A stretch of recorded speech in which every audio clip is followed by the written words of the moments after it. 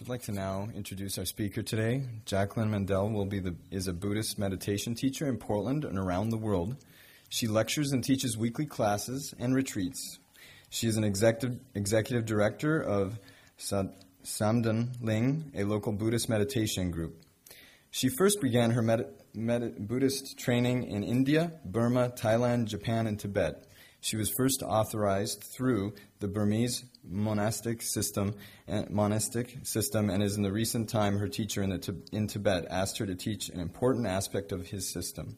Jacqueline's biography is contained in the Meetings with Remarkable Women, Buddhist Teachers in America. Please welcome Jacqueline.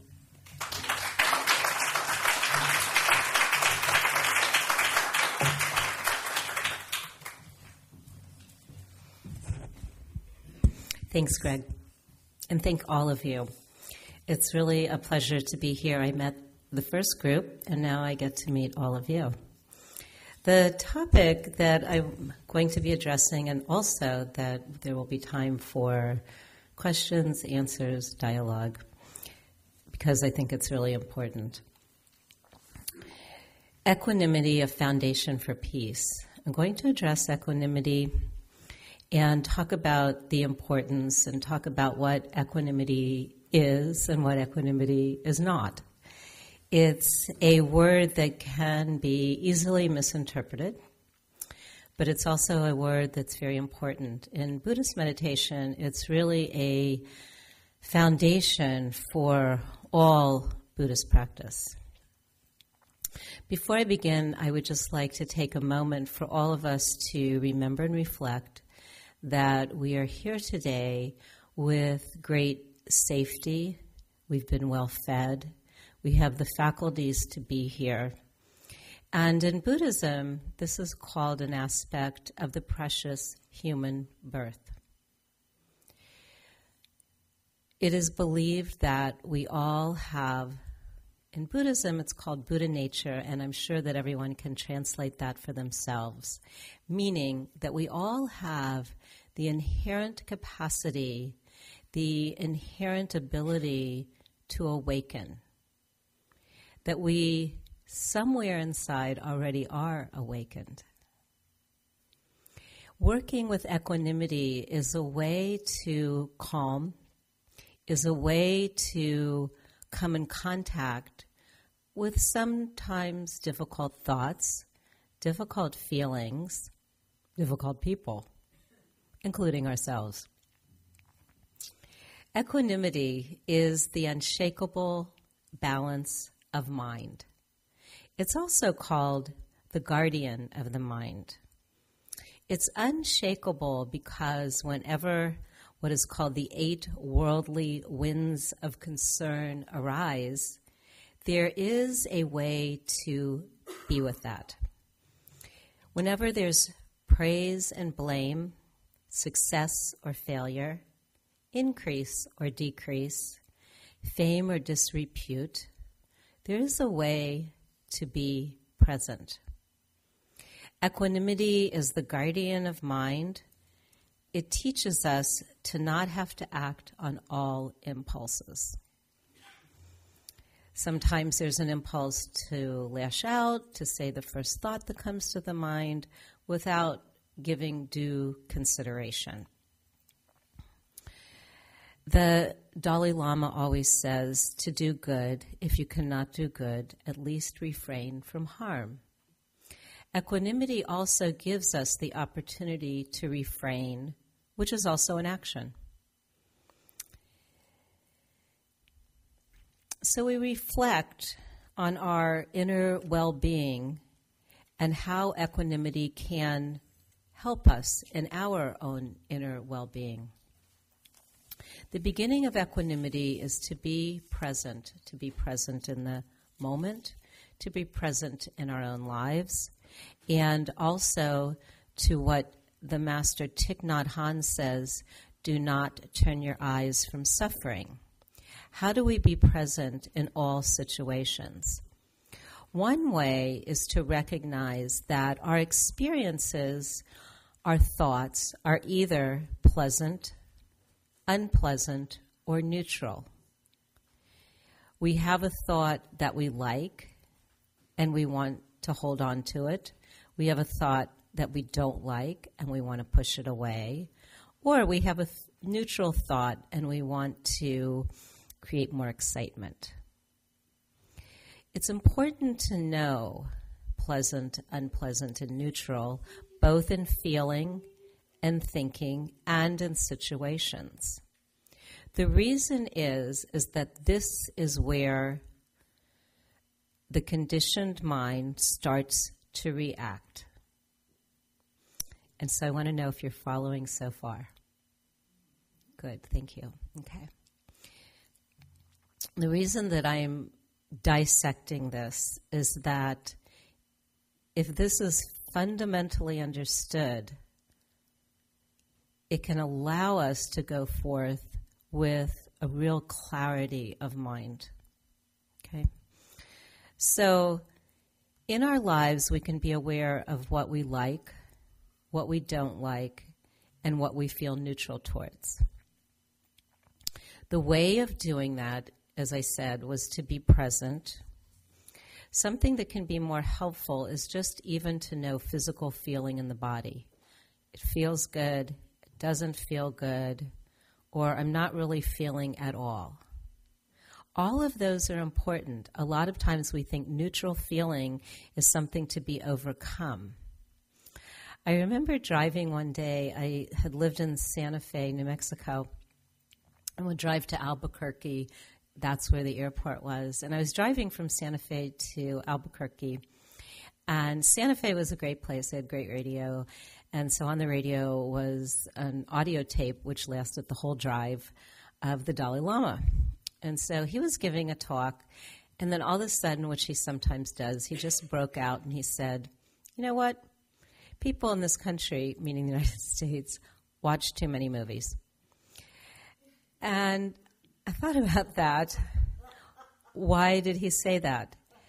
He said that because we always are finding a need to have to be kind of excited in some way. So kind of engaged in a kind of an excitement. When a lot of life is actually neutral. In the recognition of the neutral experience of our life, we can actually come into a deeper connectedness. So awareness of what is pleasurable starts to cut through greed. Awareness of what is not pleasurable starts to cut through anger.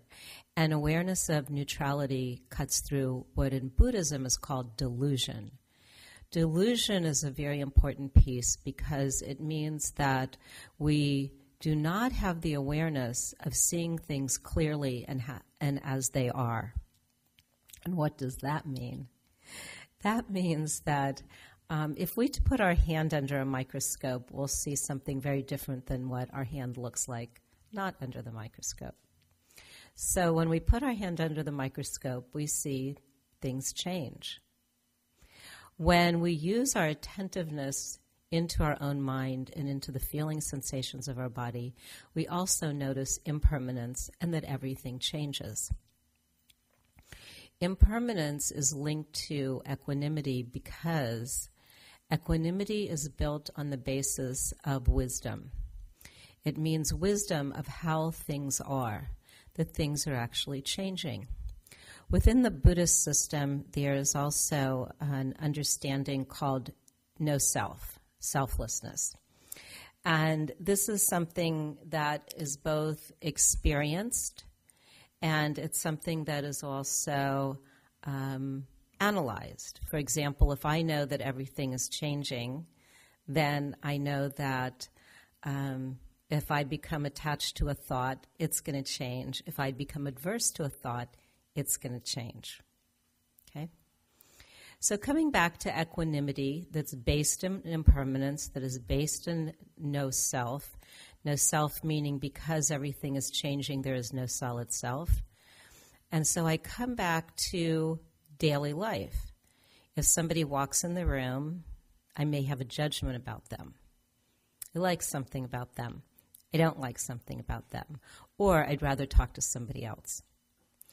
If I begin to become aware of that thought or that reaction, What's most important to know that in that moment I am aware, and I am not my thought.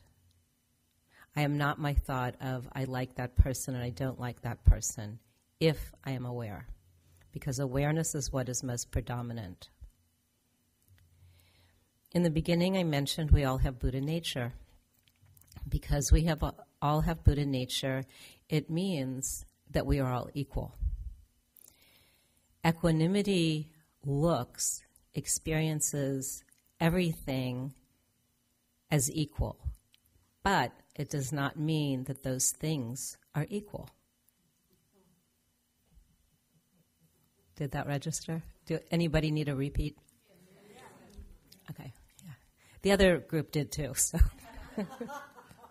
it's fine.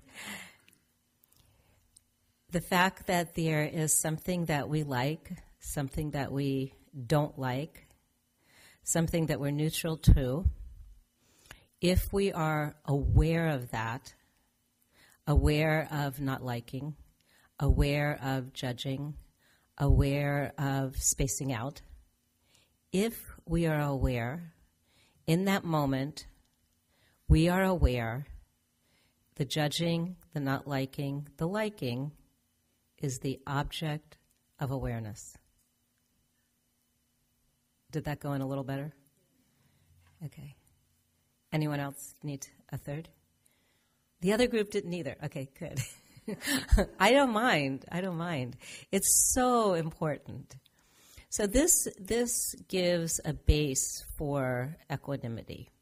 So equanimity is that steady, unwavering mind that will take in all experience, will take in all circumstances, does not turn its eyes from suffering, does not need to go look for more stimulus because it's in a neutral state.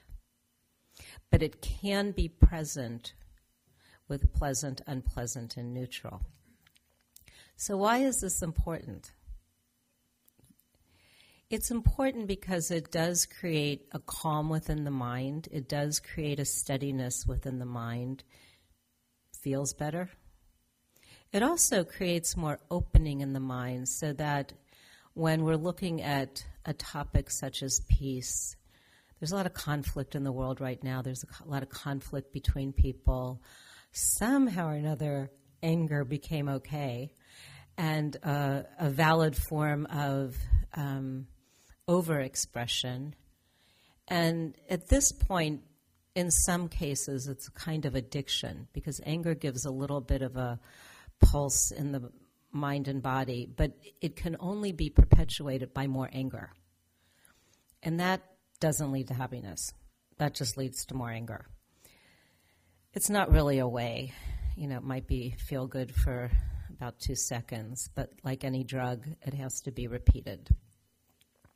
So equanimity is really more long-lasting. It might be a little harder to develop because it means taking on our own conditioned mind. It means taking on our own reactiveness. It means the fact that we might have to pause when we don't want to, because the conditioned mind likes its judging.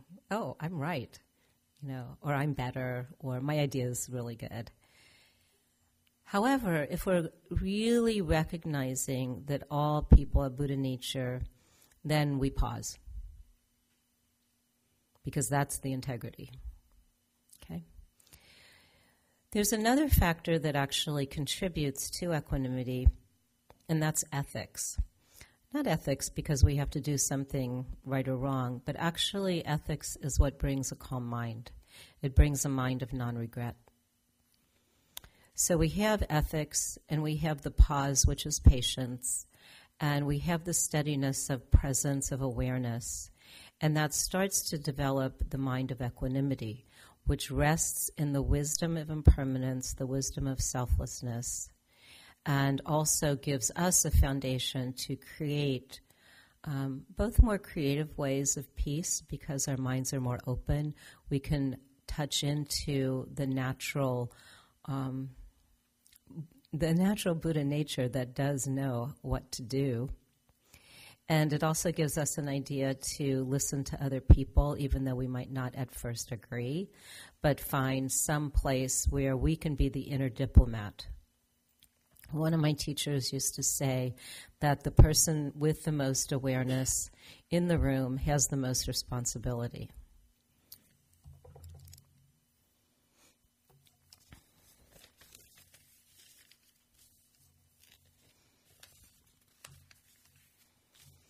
Working with equanimity also allows for a more pliant mind.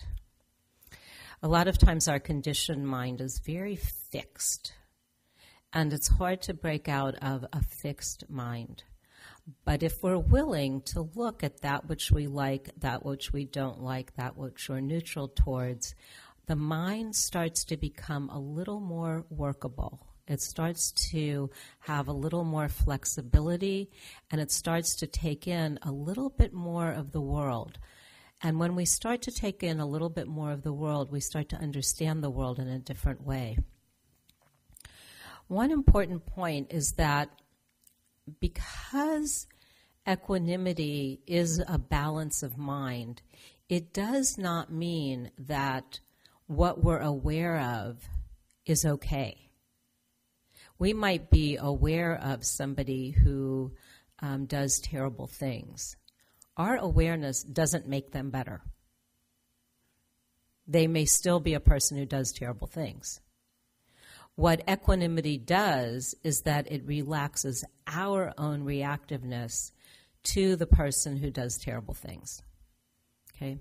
A lot of times, I think that equanimity can be misconstrued to a kind of complacency, a kind of making something okay, a kind of acceptance when one shouldn't be accepting when it's not okay. No, equanimity is for ourselves and a way to step into a situation to be of greater benefit. And that is why it's called a strength of mind. It's also why it's called a guardian of mind. And it's also why it's called the foundation of mind. So even-mindedness, again, does not need to be associated with complacency.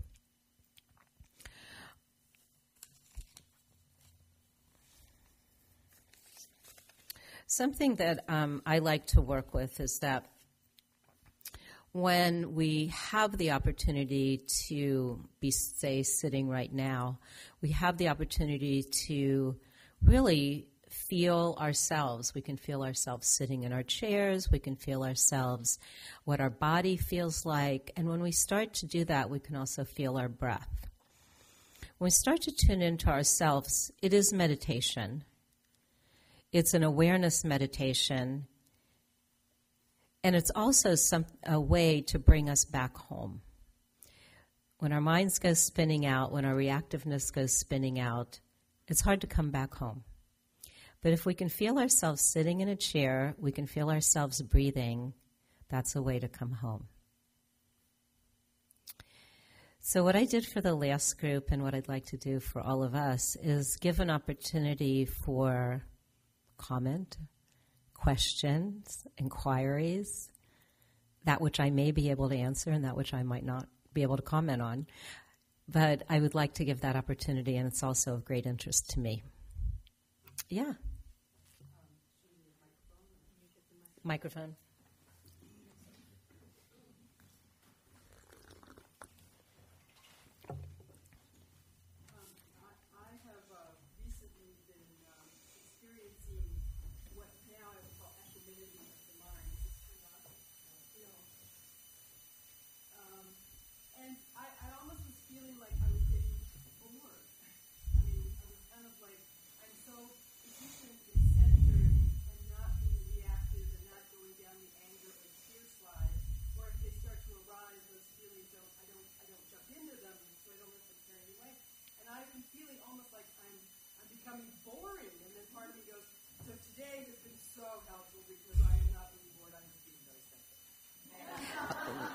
Bravo.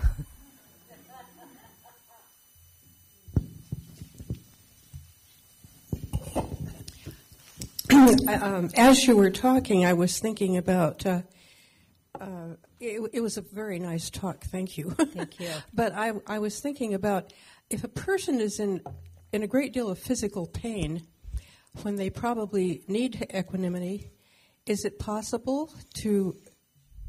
Do you know anything about that? I do.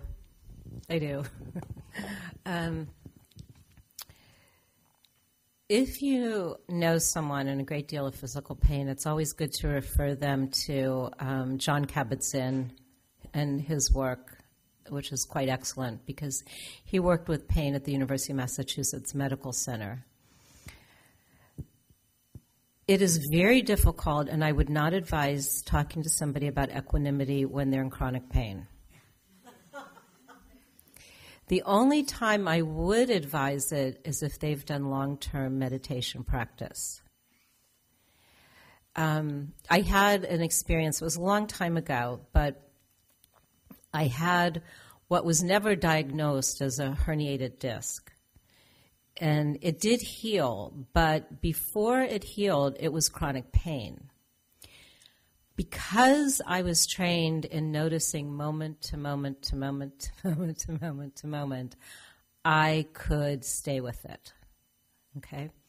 But I wouldn't say to a person who was experiencing chronic pain, oh, why don't you just notice it moment to moment to moment? It would not be fair and it would not be nice. Okay, so the best that one can say about if you do know somebody in chronic pain is to find ways of calm. Okay, and that would be really the only, and if you were looking at methodology, a way to approach that. So, but one motivation for long-term meditation practice is that we have bodies and we can potentially have pain. I don't know if that helps.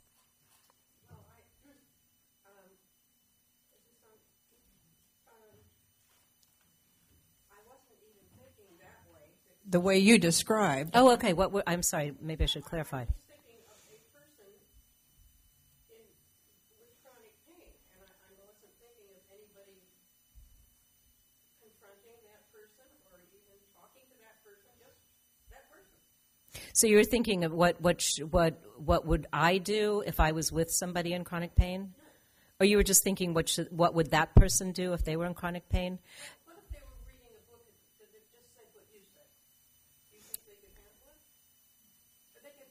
Or maybe they wouldn't even bother to read it. Well, no, that's not true because the book Full Catastrophe Living was written for that purpose. So the answer is if they were reading a book, I would say they would have the intentionality to try to grapple with it, and at that point, yes. Okay. It's a great question because a lot of times your mind can know, calm down. But that's not what's going on. So in Buddhist practice of awareness, you go with what's going on. So the awareness is of the sensation, but the noticing of the sensation is also going more deeply that it's really a sensation of arising and passing away. So I'm going to just stay with that point for a second because this is important.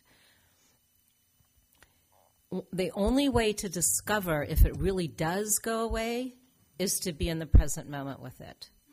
And I'll just take a second to tell you a challenge that I had. And in my early days when I was in India, I had done a lot of meditation practice, and I also had a lot of chai. And in the chai in India was sugar. So I had hardly ever had a cavity in my life, but a filling fell out. So I had to go to a dentist in India, and this was a very long time ago. So I went to a nice dentist in India, but he had no Novocaine. So my friends sat around me meditating while I had drilling and a cavity filled with no Novocaine. So I thought, okay, well, the only thing I can do is to notice this moment to moment to moment, which I did. And what I noticed is that there was moments of pain, but there was also moments of no pain. I never would have known that if I had not taken that challenge. Okay, the next question. Okay. She has the microphone. Thank you. Okay. I want to speak to Diane's statement, and you already have commented on the comment that I hadn't made yet, which is quite remarkable. In the 90s, I was pretty debilitated by fibromyalgia for a couple of years, and in that process, I somehow learned to open to that pain and open my heart to that pain and enter into it so fully that I couldn't help but be present with it. And sure enough, it would pass every time. I think that was one of the best learning periods of my life. Thank you. I'm Jennifer, and I have what I call a very noisy head all the time. And when I I've been trying to work with contemplative prayer and or meditation, and I find that what I do is that I sit there and I say, oh, now I'm feeling this, oh, now I'm feeling that, oh, now this is going on, oh, now, with every single thing that comes to mind, except that I can't do it fast enough sometimes.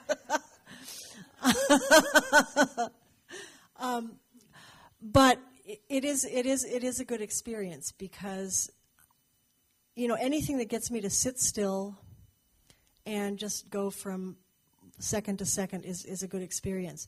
But I find that when I sit down to meditate, I'm just overwhelmed with thoughts. Okay. Pema Chodron does talk about that too. Yeah.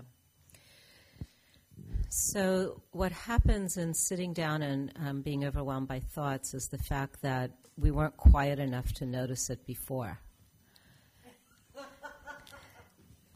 It's not a bad thing because we're coming into awareness. There's two ways to work with it. One is to notice not just every thought, but rather the onslaught of thought, and notice it as an onslaught of thought rather than every thought. The other way to address it is to notice every thought, but to make the noticing quieter than the experience. And remember, in the present moment of awareness, you're aware and you are not your thought. Thank you very much for this talk. I had a question, and it could be I missed something prior to the comment, but it just kind of, it made me think, and I'm thinking about what I'm thinking. But you're aware. And I'm aware, that's right. So I'm not sure if this will make sense at all. You talked about the terrible person, and I think that can be subjective because it can be subjective to how you feel. I was in an auto accident. I was in a lot of pain. Everyone seemed pretty terrible to me, and I probably seemed pretty terrible to them. So the person in pain, or sometimes if you don't know a person, then you learn their story, and you think maybe they're not so terrible.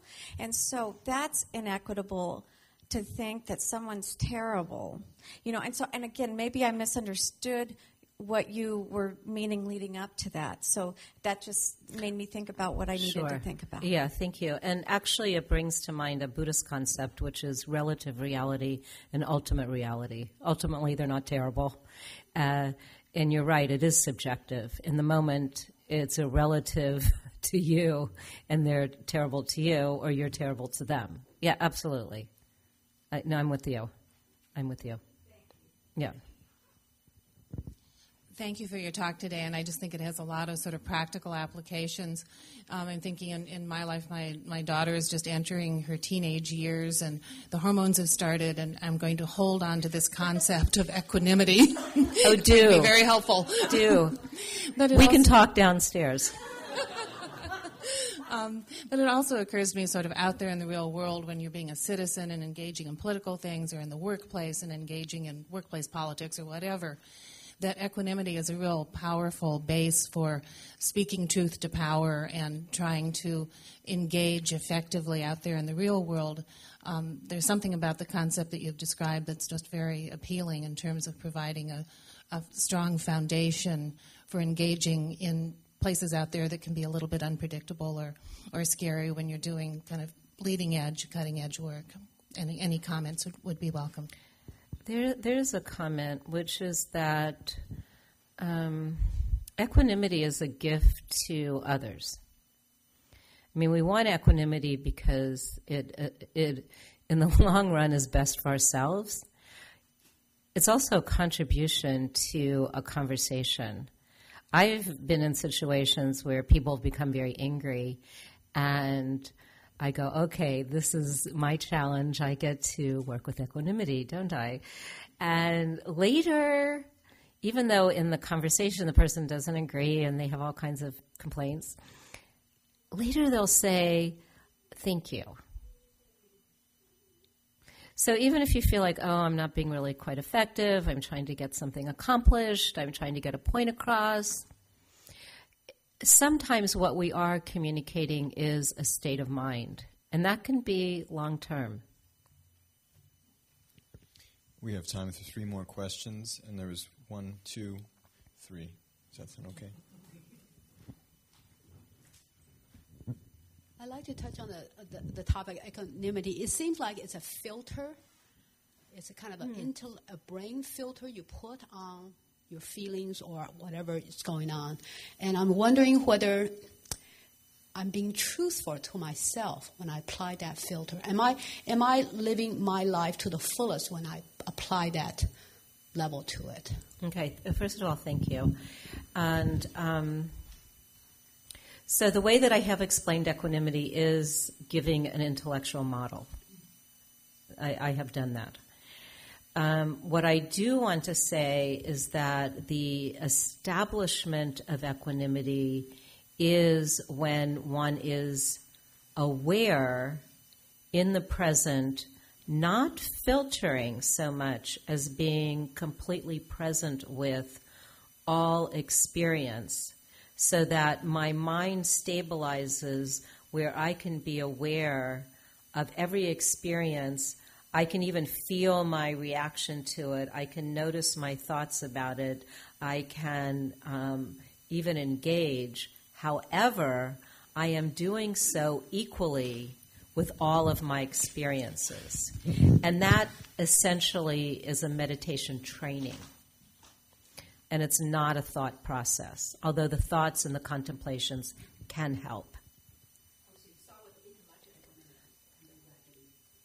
That's actually a good way to put it. Start with intellectual equanimity and then expand that.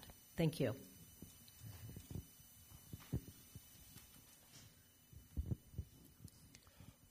Well, I also enjoyed your talk. Parts of it for me were more personal. You know, obviously, everybody has their issues. But which brings me to my next point. You mentioned anger as a negative. I experience anger at times, and I feel as if it's a good thing. It's motivation.